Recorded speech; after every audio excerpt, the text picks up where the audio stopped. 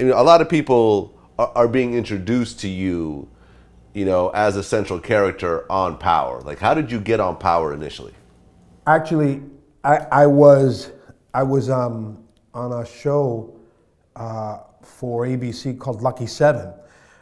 We had done 8, 9 episodes. I was in Toronto. We get canceled, and I'm on my way back to New York. I spent some time in in Toronto, just kind of like reorienting myself, because we had actually moved up there. So I'm on my way back to New York, and my people call me and tell me, hey, there's these people that want to meet you, and boom, boom, boom. And I was tired, actually. I was like, it'd been a long year. I had been working up in Toronto. It was cold, hate the cold. And I'm coming back down, and it actually all happened on my way back from Toronto. So I left Toronto on a Thursday. By Monday, as I was at the read-through for Power. That's how it happened, And once they realized that I was in and available, they moved quickly, and so I went from a canceled show to working with 50. Had you ever met 50, before all this happened? Nope, 50 and I had not met. We had not met. We had been, we had traveled in some of the same circles. I worked with LL, Cool J, and a bunch of other guys, but 50 and I had never met. They know who I am because, as I said, I've been around for a little while, so they knew who I was, and they, as I said, they moved quickly. Now, 50 is a character on the show, and it seems like second season is going to be a much bigger role than the first season. But how involved is he in the behind the scenes of what happens on the show? Very much so. The music is, of course, the music.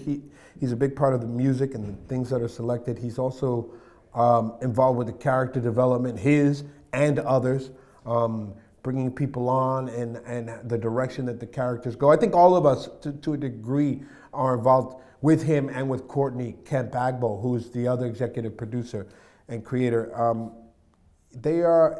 lot of this is his story, in part his story. Ghost is in some way the embodiment of him and traveling between the two worlds of trying to be legit and the other world, for lack of a better way to put it. Interesting. I never really realized that. I know obviously he's gonna throw in a few parts, but he actually fashioned Ghost after himself.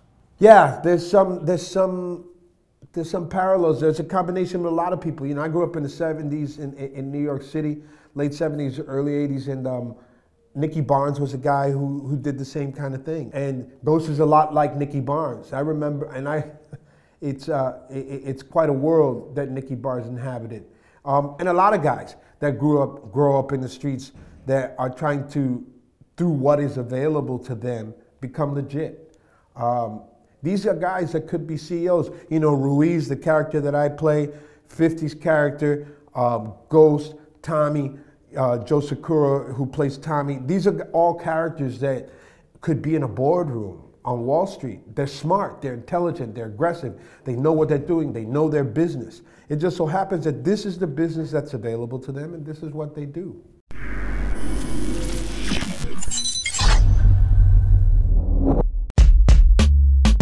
Man, I wasn't surprised. Have you ever been in a rap group?